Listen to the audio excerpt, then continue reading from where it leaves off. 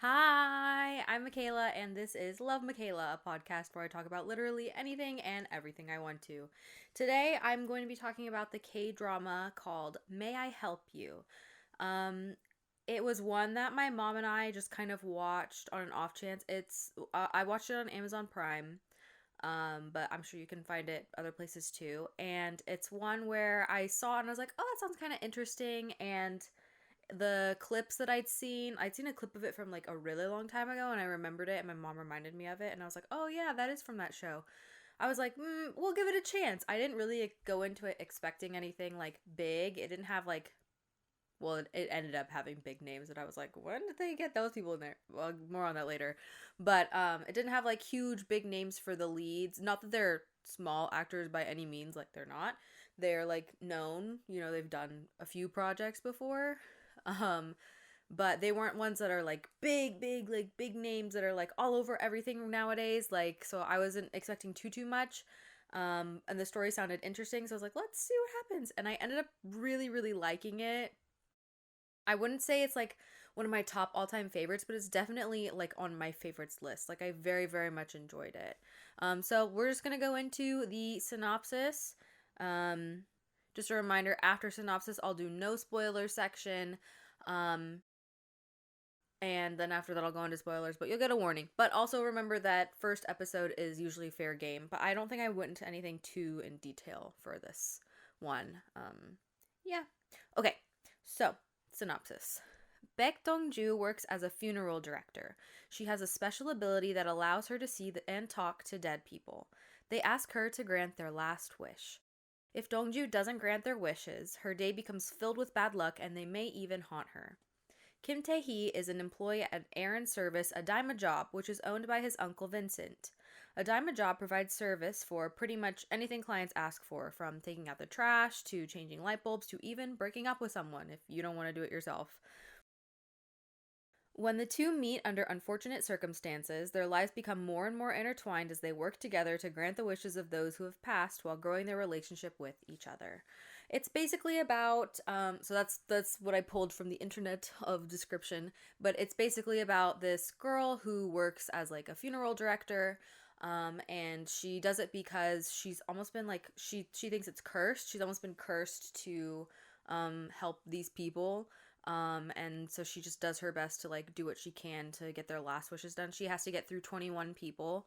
Once she's done 21 people, we don't know what happens, but we assume that the curse will be over. Like, she won't have to do it anymore. She's actually supposed to be studying to become a civil servant, but I don't remember what level it was. Like, in Korea, I believe this is how it works. You become a civil servant and there's like different levels. So like you might be like a lawyer or a judge or like a police officer, or like things like that are all like civil servants. I believe I haven't done research on this. This is just what I've gleaned from the countless K dramas that I've watched. Um, and so she's trying to take her civil servant exam, but I don't know for like what job she's going for. I think it might have been a lawyer, but I can't remember for sure. But to make some money, and in the meantime, she started working as a funeral director. She discovers she has this power, so she's helping all these people, and then she kind of runs into this other guy. Kim Tae-hee is the character's name, and he's running, like I said, a like errand service. It's basically like people can like pay a small amount, and they'll do like menial tasks that you don't want to do yourself. They end up meeting through a very unfortunate instance. Is this a spoiler? I think this happens in the first episode, but in case it doesn't, because I haven't rewatched the first episode in a hot minute, I'm not gonna say it. But the way that they meet is very funny, and I loved it very much. Um, it was just it's funny. It's funny the way that they meet. It's unfortunate, but it's funny. And then like they, because of the way that they first meet, they're like, I don't want anything to do with that person, but then they just kind of keep running into each other through different instances, and they slowly just start to get to know each other a little bit better. They get a little bit closer. It's a rom-com, but it's also pretty sad because of the topic. So May I Help You, it's like to represent that she's helping these people who have passed on, and he's also helping people with his Adima job. And I say job, it's very loose because the company that they're working for, it's new, and it's him and his uncle, and they're the only two people who work for this company, is the two of them. Yeah, that's kind of that's kind of it. Each episode, it's sort of like, oh, what is it called? I can't remember what it's called. Not episodic. Procedural. That's what it's called. Procedural dramas are like, I think I've talked about this before, NCIS, Grey's Anatomy. It's like you can have an overarching story of like the whole show, but a lot of the episodes kind of follow the same idea. So like NCIS, it's like there's a crime, they try to solve the crime, they solve the crime, the episode's over. And then the next episode, there's a crime, they try to solve the crime, crime is solved, episode over.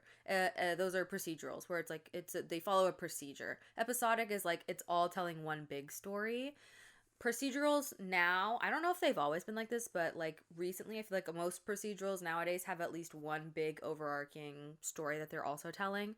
This one definitely, I feel like K-dramas tend to do that more. They have like a really big story, but like they can have little bits that happen that are procedurals and procedures.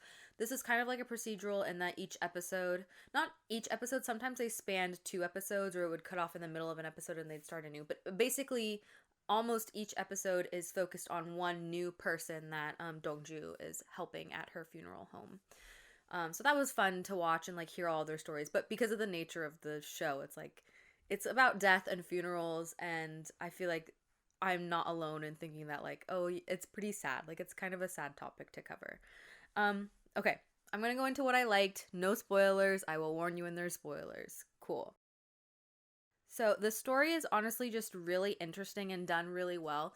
Without going into detail on it, because I don't want to spoil anything in this section, it was cool to see these little moments. They did a very good job in connecting everything. It connected in a very big way by the end of it. Sorry.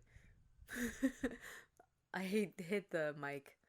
But throughout even the beginning of the show, they were sowing those seeds of like, oh, there's little connections here, oh, this is a little connection here. Like you could see the connections between each of the characters, and that was really really fun to watch. But the story, like, it was just well done. I think it's like a delicate topic.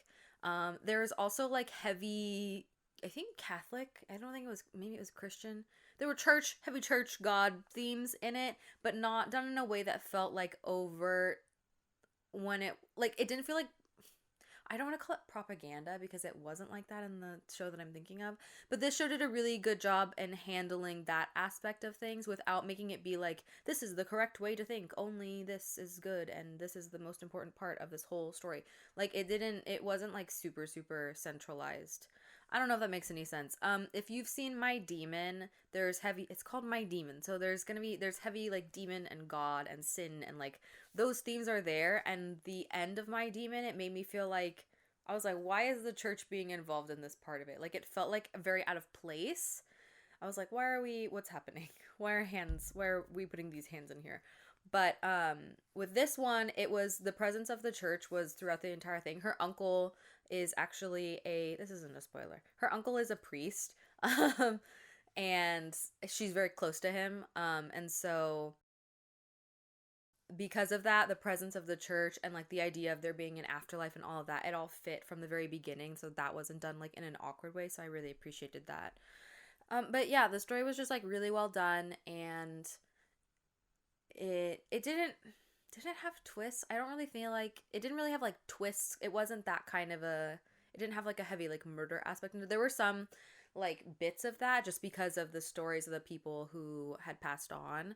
That was fun. I feel like that was a nice way to introduce more genres into this show without it feeling really disjointed. Like each story kind of added its own flavor to, like each story of the people who'd passed on kind of added its own flavor to the genre of the show for that episode or that couple of episodes. Yeah, that's a clever way to do that actually. Like I'm just thinking back and I'm like, yeah, that was a nice way to do that. I loved that the funny moments were really funny, like so funny. I'm like cackling, like laughing out loud, cackling, like smacking my leg or the couch while we're watching it. And the sad moments were very, very sad. But it didn't feel like roller coaster, like I didn't feel exhausted at the end of these episodes. I feel like sometimes when it's really dramatic and things are really crazy and up and down, up and down, up and down, you feel tired after watching stuff. That's not what I wanted with this one, and that's not what I got with this one. It felt very balanced, but it was nice that they could still go so deep into funny and so deep into sad, but still have a balance kind of in the middle. I don't know what that's a testament to, whether it's the writing or the acting or both or the editing or the directing. I don't know, but it was well done. I really really enjoyed it. The emotions ran really, really deep, whether it was like not just the sad stuff, but the sad stuff, the funny stuff, the heartwarming, smiley moment stuff, the loving stuff, the heart fluttering stuff, the romantic stuff, like everything. Like, I feel like all the emotions ran very deep, but it wasn't uncomfortable. It didn't feel forced. It felt very grounded in terms of the writing and the acting. And I found that very impressive, and it made me really enjoy the show. I laughed every single show. I had like a heart every single show, every single episode. I had like a heart fluttering moment, I think almost every episode, or a little like annoyed moment if something like didn't happen and I was like, why did this not happen? Like the good kind of frustration. And I teared up and almost cried I teared up and or almost cried every single episode. That's how good it was. And of course, like, it's a topic that makes people emotional, but like the way that they did it was nice. It felt gentle, I think is a good way to put it. And so it was just like a good experience while watching the show. I don't know. I was very surprised going into it because like sometimes they go too heavy-handed with stuff like that. And do I still watch and enjoy them? Yeah, when they're heavy-handed. Yeah, I do. But it was nice to have it done in a way that felt more gentle and like I could it was more palatable. I could stomach more episodes. I didn't feel like exhausted after one episode and I was like, "Okay, I need a break from this." And the actors were all like amazing. Every actor in this was really good. Especially our leads were very good, and I'll talk a little bit more about them in a hot minute. But also the cameos they got for this, I don't know. I tried looking it up. Maybe I should have dug more into like the producers. Maybe that would have given me a bigger clue. The cameos they have for this, like if you watch K-dramas, you will know like every single person that's in a cameo, or almost every single person. There were some that I was like, I don't know who that is. And my mom was like, oh my gosh, I know them. I saw him. Like, and my mom watches way more K-dramas than I do. So trust me, if you watch K-dramas, and I watch less, but like if I saw and recognized some people and my mom saw and recognized almost everyone, I think she actually recognized everyone, and you watch K-dramas on, somewhere on that spectrum of me and my mom, you'll know who these actors are. And some of them were bigger, like, not necessarily bigger names, but they're people who like one of the cameos was this actor, and I was like, he always plays like the main father of someone. So I was surprised that he came in and just for a cameo and then left. But I was just like, oh, I know him, I know her, I know them, I know them, I know them. It was really really cool to see, and it also made me wonder. And they're good actors too, but it also made me wonder, like, who got these people in here? Where's the connection? I like really tried to look like. I looked up like cameos, may I help you? And I tried to like find if anyone like commented on it before, like wrote anything about it, because I don't know. Sometimes people have connections. It's like, oh, this director who directed this big show that all these people were in, and so they brought them in for cameos, and like they were happy to do it because they love this director. Like, people do stuff like that all the time. So I was trying to see, like, is the director someone cool, or is the writer someone that knows everyone, or maybe one of the producers. I don't know. I didn't do like deep digging, but I did some digging, but I couldn't find anything. So maybe you can find it and then let me know how they got all these people to do the show in the comments, because it's not like, I feel like when it's something on Netflix for K-dramas, like, people get really excited, but if it's like Amazon Prime, people aren't really they don't really care as much about it in terms of like from our perspective, from the Western audience perspective. But the show, I believe, also aired on like one of their regular networks in Korea, like one of the regular broadcasting networks in Korea. So maybe that was why a bunch of people wanted to do it. I don't know. They were actors that I normally see in bigger parts, so I was shocked that they brought all these people in to do cameos. But they did cameos. But it made the show so good because every single episode, every actor in it was good and like giving it their all. And I loved that. It was good. It was cool. And it was just cool to be like, I know you. Like, that was fun. That was fun for me. But on to the main actors, our two leads, who are the ones I'm going to talk about. Heri, you may have heard of her because, like, recently, because of the whole Han So-hee and the boyfriend and the ex, that whole thing. Like, that's Heri, that's her. But I personally don't care about that. That's not my business. I don't care who they date or if they date, as long as no one's hurting anyone else, no one's doing anything like illegal. I don't really care. Like that's their personal life and they can do whatever they want. I don't care. But that's, you might recognize her name because of all that. But she's a great actress, and I'm really surprised that I haven't seen her in more things. In my opinion, this is just my opinion, okay? And it's not coming from like a racist. I am East Asian myself, so chill. But I feel like she kind of looks similar to Kim So Hyun. If you've seen like Love Alarm, or she's done a ton of stuff. I don't know why I'm blanking on, but Love Alarm is what I wrote down because that's like the first thing that I think of off the top of my head. But she's done other stuff where Love Alarm I don't think is her best work. It's not bad, but it's not her best work. But she's the female lead in that, and she was the female lead in something I talked about recently, I thought. But I can't remember what it's called. But Kim So Hyun, I feel like her and Lee Hye-ri kind of look similar. And even if it's not that they look similar, they have like a similar vibe. I feel like they're like character type, like they can play similar characters. And Kim So Hyun has done like a lot, and so I wonder if maybe that's why we don't see as much of Hye-ri. I also think Hye-ri was in I don't even know if I'm saying her name right, so I'm sorry if I'm not. I also think Hye-ri was a Hye-ri. I also think Hye-ri was in a girl group, so maybe that's why she hasn't done as much. I don't know if that's true or not, but I think she was in a girl group. I'm pretty sure she was in a girl group. So maybe that's why she hasn't done as much, is because she was doing girl group stuff and then only recently shifted to acting focus. I don't know. But anyway, she's a great actor. The other thing I've seen her in that I recognize her from is the My Roommate is a Gumiho. I feel like that character, I think she was younger in it anyway, because this drama is more recent. May I Help You is.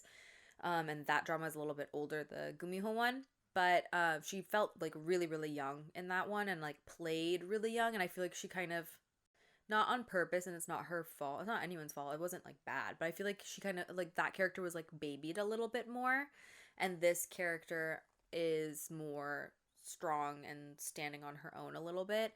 But she did both. She did good in both. Like it's not like the acting was bad, but I feel like her acting was really good in this.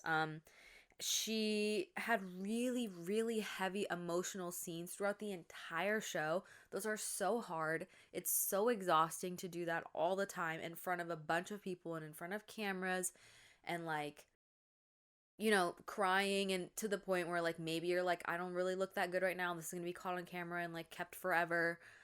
Sometimes that can be hard. You get self-conscious. It's like hard to be vulnerable. Like even I, as like just a human, I don't like crying in front of people. I'm sure there's lots of people out there who also don't like crying in front of people, but it's like your job to do it as an actor in front of a camera for maybe millions of people to see. So you gotta get used to it. But like it's hard, and she had to do that over and over and over because of the nature of the show.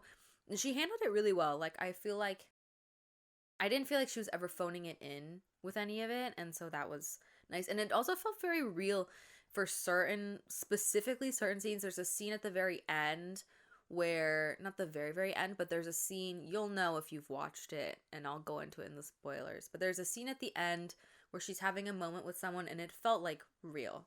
And I was like, it literally, like, I had to hold back sobs during that moment, because I was like, oh my gosh, like, you feel it, and if I'm feeling it, like, I can't imagine what she was feeling, and she did a good job with it. I don't know. She's also very, very funny though, which I love, and she was funny in the My Roommate's a Gumiho too, and I feel like a lot of her stuff is very physical. It's in her physicality, like the faces she makes, the way her body moves.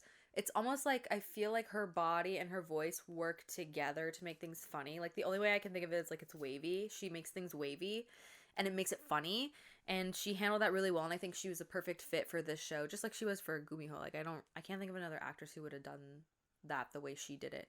But I thought she was she's a perfect fit for this. She's very likable, easy to connect with. She's a great choice for this. Great actor. I loved watching her in this. Our male lead, Jun Young. I watched him in this. He looked kind of familiar, but also not. He has one of those faces that I feel like a lot of male leads can have in K-dramas. Not a bad thing. Like, he's good looking. But he looked kind of familiar, but I was like, oh, I think he probably just looks like someone else that I know. And when I looked him up, I was like, oh no, I have seen him in stuff. I wrote it down. He was in Imitation, which was this K-drama about, like, K-pop and like a girl group and a boy group and like drama and stuff that happened with that. And I think he was in a boy group too. I think he was in a boy group too, if I remember correctly when I was like looking him up. But they like had to sing and dance for anyway. He was in Imitation, which I'd watched. And he was also in that movie Love and Leashes. If you know, you know. I still haven't seen it. It was on my list, and then I just never got around to it. It's on. Is it still on Netflix? It should still be on Netflix. I feel like I don't know why they'd take it off. It was on Netflix, like it was a Netflix film, I think. Love and Leashes. If you know, you know. If you don't know and you want to go look it up, go look it up. I mean, yeah, whatever. I still haven't seen it, but I had planned to see it. I just haven't. Oops. Well, maybe I will watch it soon. I don't think I would talk about that one though. And I guess when I was looking him up, he's also in Mask Girl and Weak Hero Class 2, which is on my list. Mask Girl I've already watched. I don't remember him being in Mask Girl, but Mask Girl, the Netflix show. But he only, I think it was just like a cameo, or it was like a 1-episode role. So, but yeah, I don't remember him in that, and I haven't seen Weak Hero Class 2, but apparently he's in that as well, and that one's on my list. And I heard that Weak Hero Class and Weak Hero Class 2 are really good. So, but in this show, because this is the one that I remember him the most in, he is a great actor. He's super funny, but also very, very grounded, and I think he was a good match with Hedy, and like the faces that he would pull in moments where he didn't have any lines. He was very good at using his moments where he didn't have lines and still kind of taking his time with it and giving us something with it and like showing he's listening. The faces he would pull were like gold. He makes the funniest faces. It's so funny. He's so good. And he just like, something that is really important in acting is being a good listener. And not just like you're like, oh yeah, like you listen to when people talk. No, like being a good listener when you're acting can be really hard for people because you wanna, like, it helps you stay in the moment.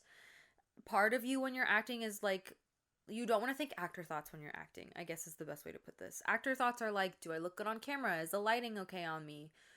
Is my hair looking okay? Is this weird movement? Is this a weird movement I'm doing? Am I doing the same movement I was doing in the last take? And because you're supposed to repeat the same stuff that you do, right? So for continuity and editing sake, am I remembering all my lines? Is that my cue line? You don't want to be thinking those thoughts. You want to be in the moment, so memorized that you're good to go. You're in the moment. And when you're listening to the other person say their lines, even though you know what they're supposed to say, or you like have the vague idea, you mostly know what they're supposed to say. You might not know their exact lines, but you know what they're supposed to say to you, even though like you know it in your head. Your character doesn't know that because your character is living through it.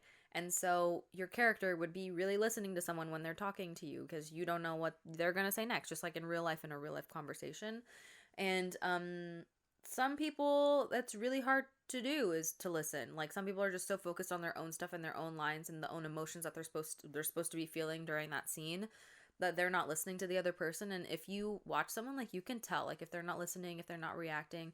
It's important that you're always listening when you're acting and like on camera, especially, because it's really easy to tell if you're not listening. But he seems like someone who's a very, very good listener, which is an important skill to have as an actor.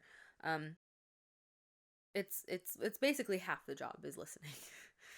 Listening and reacting is like half of the job. Like part of it, acting is reacting, is some like a buzz phrase that people like to say, and it's true. And he seemed like a really, really good listener, and like he took his time with his moments that he needed to, but he's really funny, and I liked watching him. He was a good actor. He did a good job. My favorite thing about this whole thing, though, like acting wise, character wise, casting wise, is the chemistry between the two of them is so good, like out of this world, so good. I don't know what I'd love to see them in other stuff together. I don't know what it was about the two of them together, but I loved seeing them together. They looked good together, but it wasn't like I said, like, if you watch the My Demon or listen to the My Demon podcast episode, when I talked about it, I was like, they look good together. They look good together. They look like they belong together. These two, like, you feel like they're supposed to be together. It's not just a looks thing. It's like their energy, their vibe. They look like they're supposed to be, they're supposed to be together, which as their characters, right? Like they're not their characters. So I can't say whether in real life if they would work or not, because I don't know them in real life. None of us do, probably. I'm assuming anyone watching this doesn't know them in real life. But their chemistry together as the two characters was insane. The little looks that they would give each other when the other one's like not watching. I I was like, they're married, they're together in real life. I don't know. The chemistry was so good. So casting did a great job with that, and the actors did a great job with that. Obviously, like you put effort into that as well. It was so good. I don't know. I felt it. I felt it. Good for them. Good job. Good. I applaud you because that was so good. It was one of my favorite things, and it made the whole show that much more enjoyable because you're rooting for them to be together even when they're going through these hardships, or even when like something happens and you're like they shouldn't be together, but like they're so good together, and it like adds to the tension of that. So good job. That was good. I really liked that. And then again, I just saw it in my notes, so I'm gonna reiterate it. I loved that because it was kind of like a procedural, but not all the stories kind of linked together in a way. They all kind of they built on each other for sure. Like the intensity of like what was happening to these people who passed, or the intensity of their request, their last wish, definitely increased as the story went on, and I really enjoyed that. But they could also like each story, like you could probably watch. I mean, the part where they're like fulfilling the wish, you could like the stories stand on their own of that, at least that bit. Of course, some of the episode is focused on the overarching story, so that wouldn't make sense if you watched it out of order. But I liked that each story built on each other, but also like they were their own standalone story, and like that was nice to have that little capsule. I love when shows do that. I think it's fun, and it was like kind of complicated, but it wasn't confusing, and I think that's a very hard thing to accomplish. I can't even think of another show off the top of my head that's complicated but not confusing. Um, no, I can't think of one. But I'm sure that there are others, and I've probably talked about them before. But like, it was complicated but not confusing, and I really, really enjoyed it. The story was just so good for this show. It was just so good, and the acting was good. It was good. I really liked the show. Okay, I'm gonna move on to the spoiler section. So if you don't want to hear any spoilers, or you haven't watched the show yet and you're planning to, I would click out now. Cool. Okay. This section is going to be kind of short. Honestly, this episode might be a little bit shorter. Um, I don't want to say too much because I really want people to go watch this because I think it was really, really good. But anyway, spoilers. Here's the spoilers. The twist, which if you know, you know. If you don't, I'm going to explain it briefly. When the actor, we find out the reason that the our male lead, whose name I just forgot, Taehee's, when we find out that Taehee's younger brother died in the car accident, and you're like, oh my gosh, it was the cop's brother. He did it, and he's the one in the coma and probably gonna die. And then we find out later, no, it was actually the cop himself who's like pretending to be friends, but he didn't even know. And it's this whole thing, and then you're like, oh my god. Ah. Basically, the male lead's younger brother dies, and that's what kind of leads him down the path of not pursuing a medical degree, which is what he was originally going to be, a doctor, but then his little brother dies and he thinks it's his fault, and so because of that he ends up just doing a dime a job.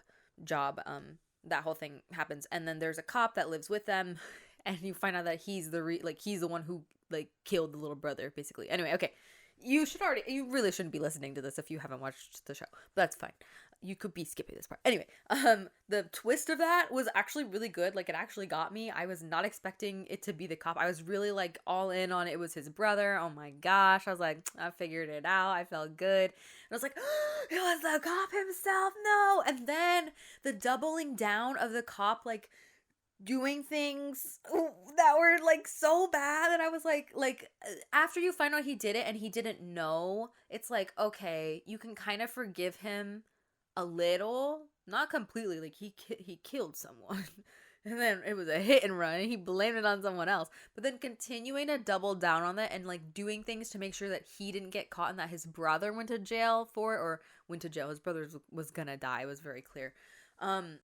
I was like, the doubling down, the tripling down was crazy. I was like, dang, because he's so likable, and then that happens, and you're like, oh, dang, like, I don't like him that much, but I still kind of feel bad for him, and then it just keeps going worse and worse and worse, and you're like, oh, actually, no, he's, like, maybe evil, and then at the end, it flips back around, and you're like, okay, I get it, he's still bad, but at least he, like, kind of, not makes up for what he did, but he does feel apologetic about it, and he does, justice is served, right? The like roller coaster of emotions I went on for him specifically, I was like, oh man, like dang, dang, dang, dang. It was good. It was a good twist. And the actor whose name I wrote down, Song Duk-ho, handled it really well. It's a very complicated feeling. I really loved, there's a moment in the film where when Dongju kind of finds out that he's the one who did it, essentially, or that he might be the one who did it, and he is like strangling her, and then it has flashbacks to his childhood of his father doing that to his mother, and that's how his mom dies. I think she died. I'm pretty sure. Yeah. That's how his mom dies. And then him like flashing back, and it's like he's repeating that cycle and then stops himself because he realizes he's repeating that cycle and he doesn't want to be like that. It was really well done. It was really well done. And he like, well done. Kudos to editor, director, and writer for making sure that that's how that all happened. But also kudos to him as the actor for handling those emotions very well. Like I don't know how I would begin to get into that mindset and that character and figure out how to portray what that character is going through with what he was doing, because it's so complicated. I don't know how I would do that. I'd figure it out. But like me right now, I'm like, I don't know how he did that. Like it's very impressive. He handled it really well. He was very likable in the beginning, and then as he got worse and worse, it if you didn't like him in the beginning, the twist wouldn't matter as much, but he was so likable in the beginning and so sweet that that's why it's so shocking, and that's why it feels so satisfying that like there's a villain and there's a like, that's why the twist feels so satisfying, right? Because you liked him so much in the beginning, and that was really impressive. So good job for him. I really liked that. Dongju's mom, and Dongju is our female lead, died like basically when she was born. We know that from the beginning, but I just didn't want to say it just in case it wasn't in the first episode, because I can't remember if it was or not. And so her uncle is very close to her because it's her mom's brother, and then the one who's the priest, and then her father is the one who like raised her. As the story's going along, and these people who like she knew really well are kind of being the ones who die, I couldn't help but think to myself, how are they going to top all of these other people who've already passed away who are important to her with the last death? Because that last death has to be very meaningful in order for the story to be fulfilling. Like just storytelling wise, like that's how it has to work. And the only person left that I could feasibly see as being the one who passes away was either the male lead, which I was like, that doesn't make sense. That would be stupid to do that. Like it'd like be like throwing away a whole story. Or her father, who's the only one who's still alive that is close to her. Her uncle is close to her, but it wouldn't have the same impact as if her dad dies. And her dad dies at the end. Sorry, spoiler alert, we're in the spoiler section. Her dad dies at the end. I fully knew that was going to happen because story-wise, there was no other character. Like, it would be stupid to bring in some random person and make them her last person that she gives a wish to. It just wouldn't make sense. And it wouldn't be building on everything. And so it had to be her dad. I felt so bad. I turned to my mom. We were like, I think we had 3 episodes left. I turned to my mom and was like, they better not kill her dad. And my mom was like, Mikaela, why would you say that? And I was like, because I think they're going to kill her dad. I was like, every time he was on screen, I was like holding my breath because I really didn't want him to die. I really, really, really didn't, because I knew it was going to hurt her very much, which meant it was going to hurt me very much because I'm watching it and I'm following the story along with her.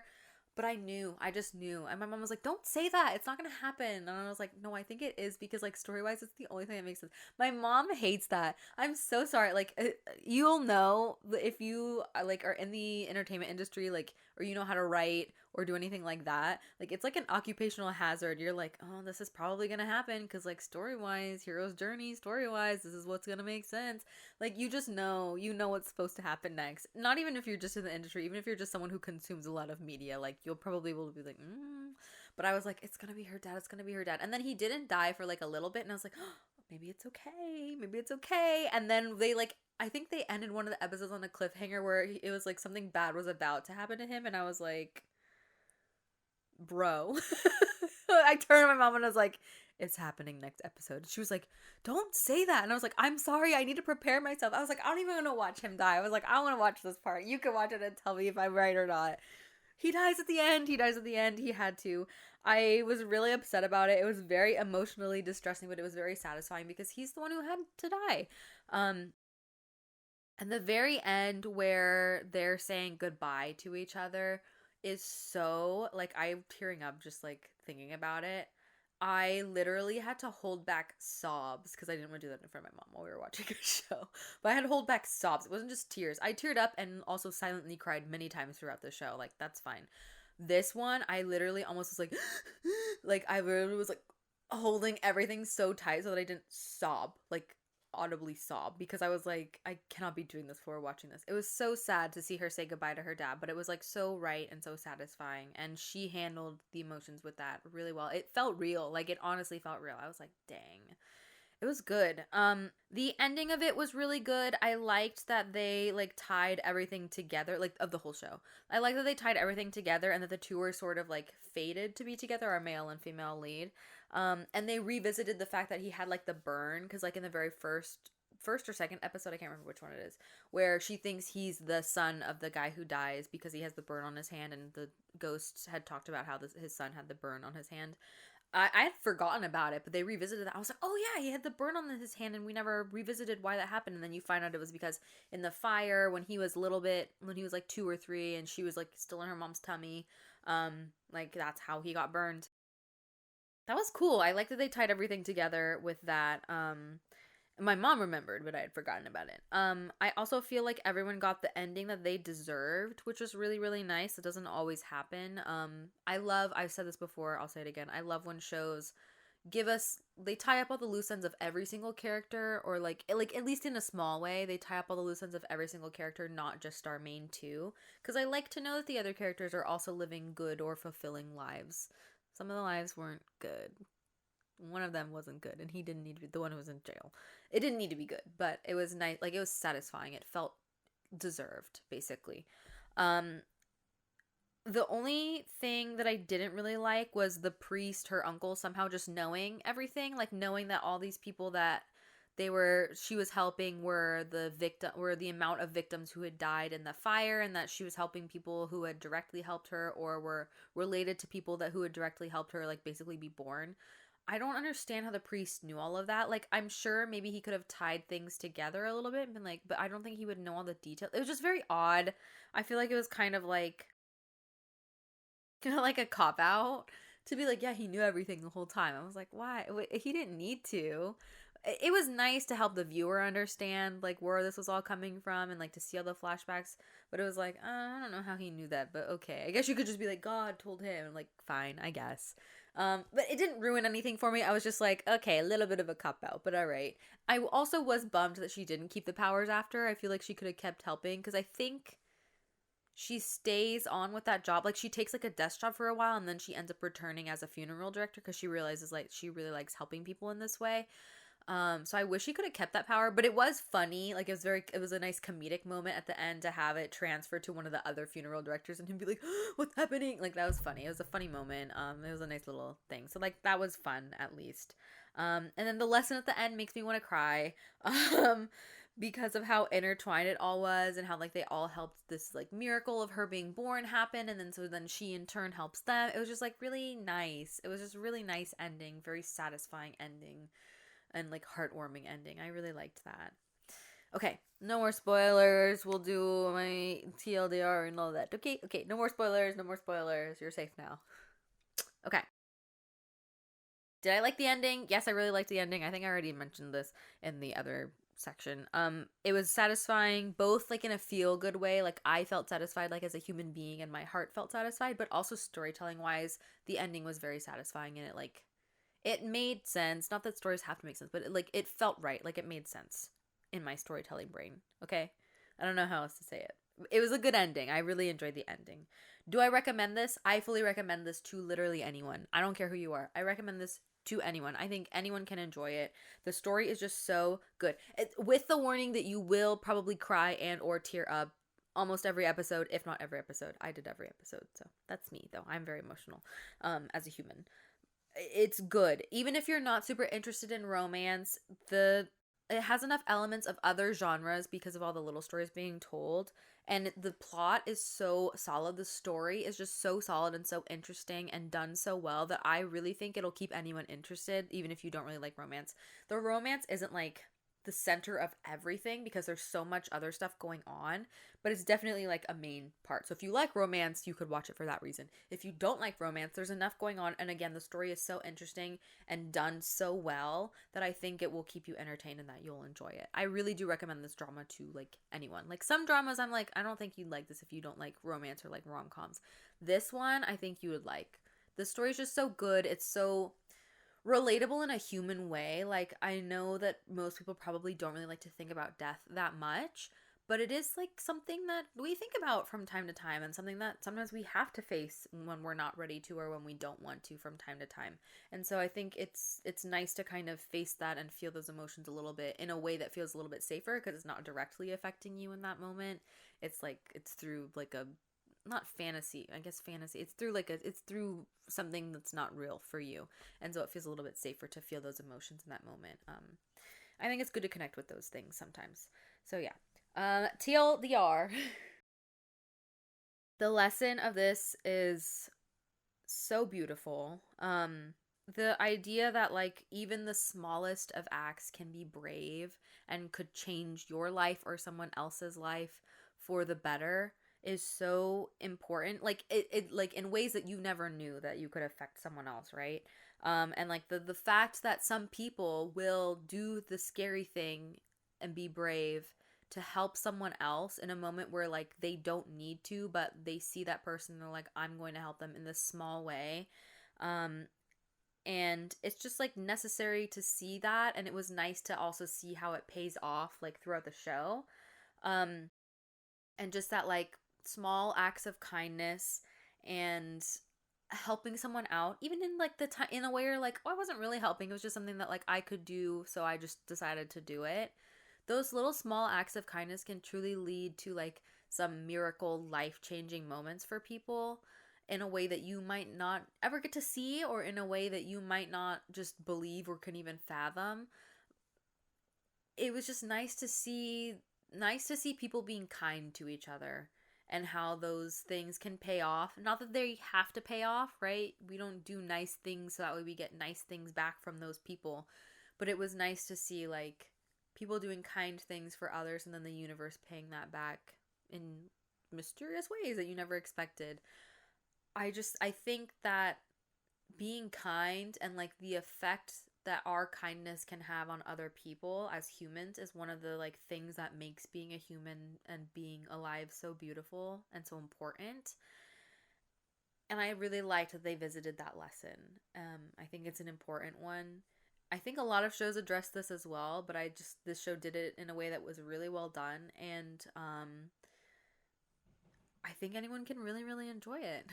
But yeah, sorry, I don't want to get too emotional. So that is it. Thank you for spending this time with me. I hope you have a lovely rest. I recommend this also. Sorry, I'm just going to reiterate that. I very much recommend this. I hope you have a lovely rest of your morning, day, evening, night, week, weekend, whatever it may be for you. And I will see you next time. Love, Mikaela. Bye.